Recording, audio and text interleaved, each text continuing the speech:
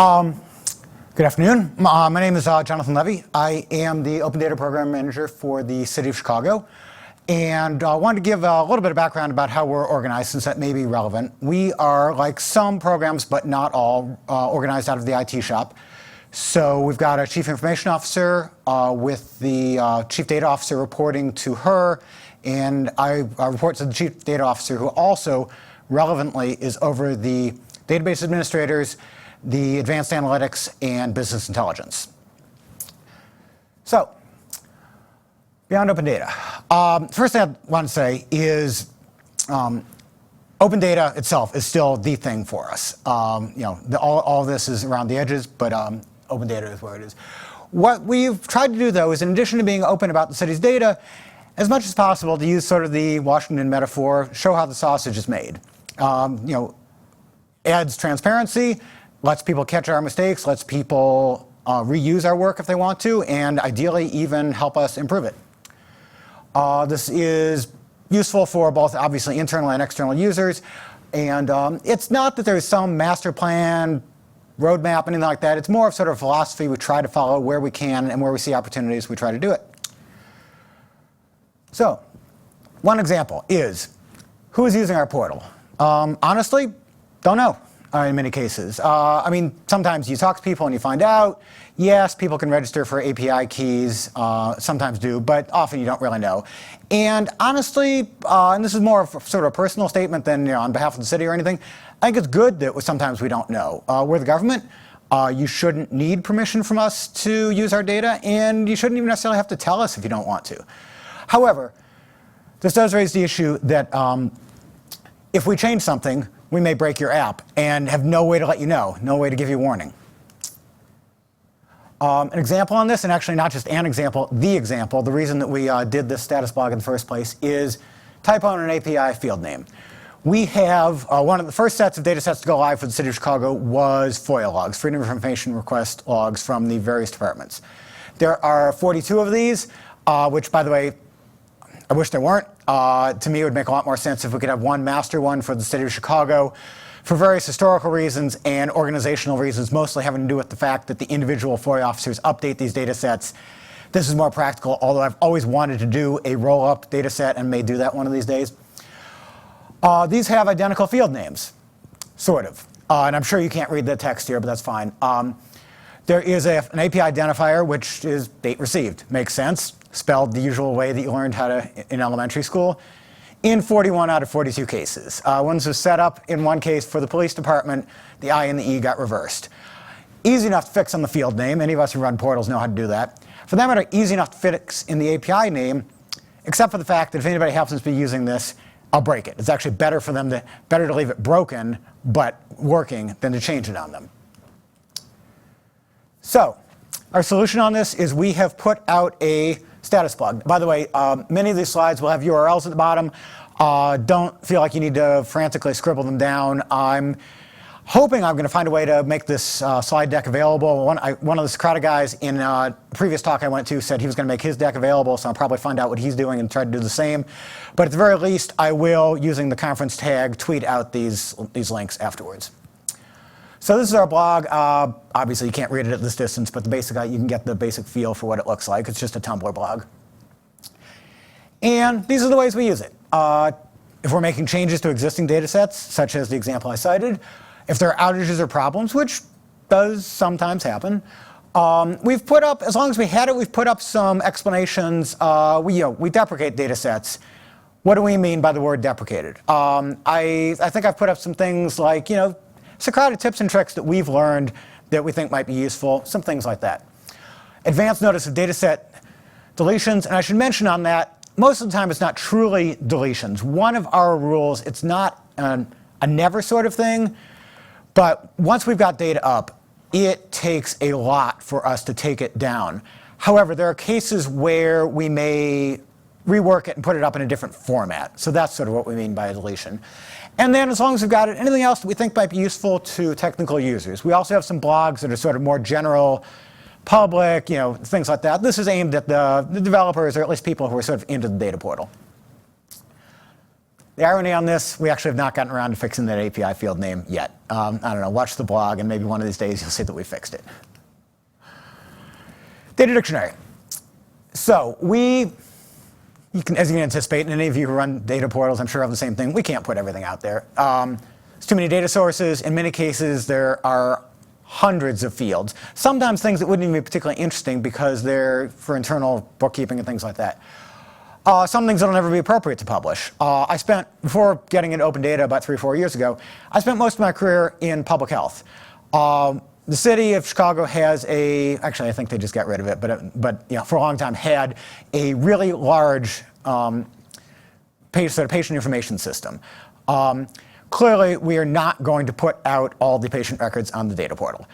However, what we would want to put out is what's the schema of this? What data does the city of Chicago hold? And as a matter of fact, when I first came over to the open data effort, one of the first things I did, since I still had the contacts in public health, was I was asked by the person who was project managing at the time, can you get me the data schema from the vendor for this system? And basically, my only warning to her was, since I'd been in the training classes, in all seriousness, if you print this out at a readable size, you can wallpaper a wall. Nonetheless, I got her the schema. It's actually not been loaded yet for basically that reason. It is really big. But like I said, we want to show what we have. And it's an important point that internal users are one of our major potential user bases. The Chief Data Officer himself has said sometimes, I'm responsible for all these data systems in the city, and I don't know where they all are. So this is very valuable to us, as well as a transparency thing. So this is basically what it looks like. It is a joint project with the University of Chicago. If you were to go to this, you would... did I not put the URL up here? I'll make sure to tweet it out. And by the way, almost all of these things, if you were to just Google basically the terms, you're going to find them anyway. But if you go to this, you'll see there's actually not a lot yet. It's sort of at an early stage, but you get sort of the general idea if you look at it. And additionally, it's open at multiple levels. This is a GitHub project. It's out there. We want other people to use it if they would like. And as I say, even better, improve something and send us a pull request. And that's going to be a common theme for many of the things that I talk about. Open source data. Let's start with the one part here that in principle Socrata would not like, because it's where we are basically doing open data outside of their ecosystem, but oh well. For selected geospatial files, and by the way, kidding about that, I think they're actually sort of cool with this, for the reasons I'm about to say. One of the big things is it allows for public corrections. Sometimes, and I'm about to give you an example, there are things we don't know about Chicago that users do know. And one of the other major things is, although our licensing on using the data on the portal is pretty permissive, strictly speaking, for legal reasons, we've got some restrictions there where we can prohibit you from doing certain things. Under the MIT licensing, it's basically out there, and have at it, use it. So these, again, they're just repositories up at GitHub. They are all actually geospatial things, so such things as the bike routes, building footprints, pedway routes, street center lines, and bike racks in Chicago. And some successes. You probably won't be able to read it here, but on the left, that actually is, can't remember if it's a pull request or a response to an issue, but one or the other. Somebody found that we had 4 buildings that were out of date because of some construction that had been done at a public transit station. They told us, we fixed it. Because of the licensing, our street maps have been able to go into OpenStreetMap. This is actually, had I been able to be here last year, and those of you who work for the government will know this one, I got hung up by the budget office and didn't get approval until it was too late. Or actually never got approval, they just never acted on it because it was too late. This is what I would have probably talked about if I'd had a presentation last year. So it's a year old, but I think still relevant. Our Open ETL Framework. One of our big things is automating. I realized early on when I came into open data, if we couldn't automate our updates, we were dead in the water. Our data would get stale, or you would have to add staff linearly with adding data sets and find me a government that is going to be able to afford to do that.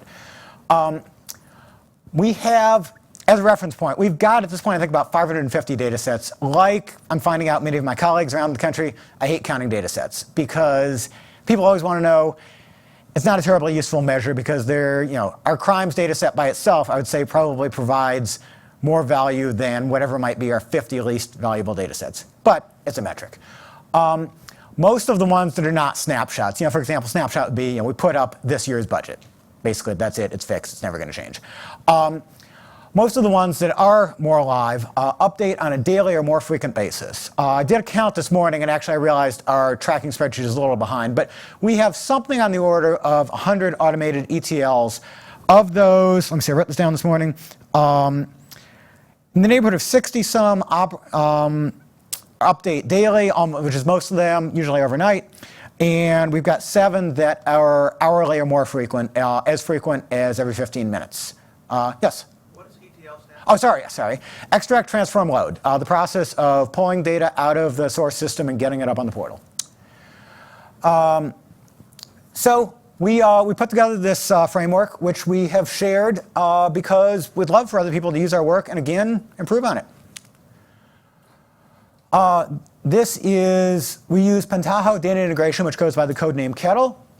It is open source in its own right, although there is a paid support version, which we may someday get. And the main reason for that is I have honestly spent, like probably most people coming up to speed on something, a lot of time probably on Google trying to figure things out that if we had support, I could have opened a ticket, probably gotten a quicker answer. So depending on how you do the counting, it could potentially be worth it. But we are evidence of the fact you can do this without shelling out a dime. This is one of our transformations. As you can see, it's got a very visual sort of metaphor here. Our previous ETLs were custom written Java. I am not any sort of a programmer. I was able to put this together and, more importantly, free up this Java developer to do other things for the city of Chicago. So you can see basically the way it works is data comes in, it takes a sort of path through various transformations and things, spits out a CSV, which then on the other path just gets fed through data sync. And then we just schedule this with Linux cron jobs. Works really well. This particular one is actually it's sort of cool. The Chicago Park District puts some sensors both in the water and at the beaches at Lake Michigan that are operational from Memorial Day to Labor Day, so looking at it now would not be hugely useful. They have an API, it updates once an hour, and starting in 2014, we go out and we grab those data, and you can look at them on the portal. Again, open at multiple levels. It's a GitHub project. We love it if people reuse it. I was talking to actually another city just this week at this meeting who said that they've made some first steps towards trying to use it, and that's fantastic for us. And in the other direction, so that people can help. Again, within the last few weeks, we'd had an issue out there. Basically, we wrote all this for Linux. And for the most part, this runs Linux, Windows, doesn't matter. There are a few things that are in Linux shell scripts where we'd put an issue out there ourselves that says, hey, if anybody would like to come along and write the equivalent for Windows, we'd love that, and we'll pull it into our project. Somebody actually did that. We'll do a quick code review on that since it's not affecting anything that's currently in operation. It can't really break anything. Due diligence, I suppose we need to make sure that he didn't write, some horrible, something horrible in there, but of course he won't have. And then we'll pull it, which by the way, if you go to use that, most likely it works. This guy seems pretty competent, but if it doesn't, that's what GitHub's for. Open an issue, even better than that, fix it. OpenResearch, and this is sort of highlighting work done by my colleagues in the advanced analytics group. They study City of Chicago processes and try to figure out how to improve them. Collaborative effort with the business units, critically important. If you're going to affect processes, you've got to involve people that do it. And also some external volunteers. In particular, in one case, from what I understand, Allstate Insurance, which is located near Chicago, has one of these programs, I think, that's sort of Google-like, where people can spend a certain amount of their work hours doing something for the public good. And I think the idea was, rather than going out and picking up trash along the highway or whatever, these are data scientists. Let them do data science for the public good. So they gave us a lot of help with this. And one of the important things here is we opened up the methodology here for transparency. It's very important that you be able to see what we've done, for replication in case other people want to do the same thing, and honestly for improvement. And I've heard our chief data officer say basically, we've got our model, it works pretty well, beat it. Yes? Oh, sorry. Oh, okay, sorry, I didn't think you had a question. Basically, I'm sure these models can be improved. So one of the most recent ones is food inspection forecasting. Every food establishment in the city of Chicago has to be inspected, depending on the type of establishment, anywhere from twice a year to once every 2 years. Previously, they were scheduled on the basis of, I don't want to say the intuition of the supervisors, let me say the long-term, very good subject matter knowledge of the people that run the program. But the question was, can we do better? And the answer is yes, or I wouldn't be presenting this. Maybe we would. Maybe we would present our failures, or at least things that didn't work out.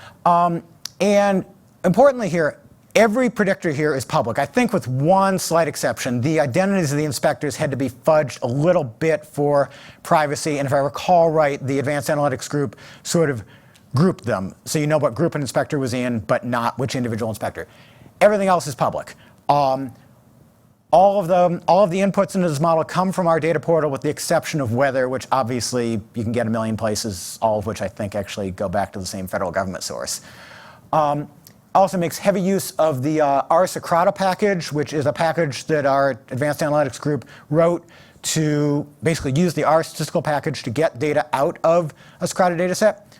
Works really well. As I say, I am not a programmer of any sort. I've sat down and used this thing, so you can consider that sort of idiot-proofed. And we've got it all up GitHub. And so this is what the food inspectors see. And by the way, sort of the metric here was not, do you get inspected or not? Everybody still has to get inspected. It was more, if we can predict who's got a serious violation and inspect them sooner, obviously that's less time the public is exposed, more good for the public. That's basically what we're at, is trying to predict over here what's their likelihood of finding a critical violation so that you can get out there sooner.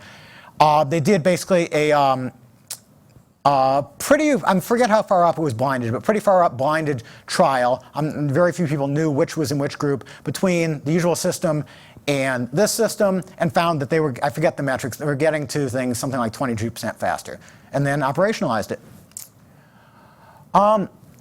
And so basically, we're working on similar things for some other projects. There's a very similar project that actually preceded this to try to better predict where to bait for rats. Again, coming off of open data, especially such things as 311 complaints about rat sightings, about overflowing trash bins. But an important point, not just the rat sightings, because as I heard somebody discuss at another presentation earlier this week or in some discussion, what you're actually going to get there are the people in the part of town that scream about everything. And honestly, given, if any of you know Chicago, our chief data officer lives in Lakeview, and I think would characterize his own neighborhood as one of the ones that screams about everything. So you would not get a good picture just looking at that. It was more trying to look at what are the things that truly do predict where you're going to find rats. At this point, some of this is still internal, but City of Chicago, like every city, does a lot of types of inspections. You can sort of imagine some of the next sorts of inspections we might try to optimize in this way. And by the way, an important point here is we go after things that can be operationalized. There are things that would be really cool, really interesting. We've made the judgment. It would be hard to actually implement them in real life, and we're not looking to do it just for the science, although we definitely have an interest in doing reproducible science. A couple other things quickly here are that we have a homegrown called, quote, Windy Grid, Windy City, situational awareness tool that allows police, Office of Emergency Management and Communications, people like that, to see on a real-time basis tweets, positions of emergency vehicles, 311 requests, positions, all sorts of vehicles. One of our standard examples is there was a bomb scare, and you can kind of, if you go back and look over it historically, you can see things happening in real time. We are going to open source a version of this so that others can adopt it. And finally, I'm down to I think a minute here. There is, Google this if nothing else, there's something called Array of Things that's going to be coming out in Chicago, which is a joint project with the University of Chicago. It's going to put sensors on about 600 light posts around the city, each taking about 6 environmental measures, all of which should eventually be streamed to the data portal. I've been bugging staff about, okay, can you handle our volume for us? And he tells me, yes, he can. And is there a final slide? Yep. And that is it. And I'd hope to have more time for questions, but I will take questions in whatever time we have. Yes? With regards to the status block, could you tell us about maybe some of the feedback you've gotten or the useful stats We actually have not tracked usage stats. And yeah, I can't recall specific feedback. So there is the question, are we doing any good? We're fully aware. The chances that you're actually going to see it, especially if you're not part of the core developer community in Chicago, honestly are fairly low, and it comes under the category of doing what you can. Yes? Data automation, the way that you're automating it, is that just specifically for enterprise-grade databases, or is it looking at things like Access and other sorts of systems to extract data from? In principle, I suppose we would do something like that, but I don't think we have. And the usual problems are, making sure that you've got consistent access to it and that sort of a thing. So no, we're not hitting Access databases, Excel spreadsheets. We are hitting, various APIs for various things. Any more questions? Okay. Well, thank you, everybody.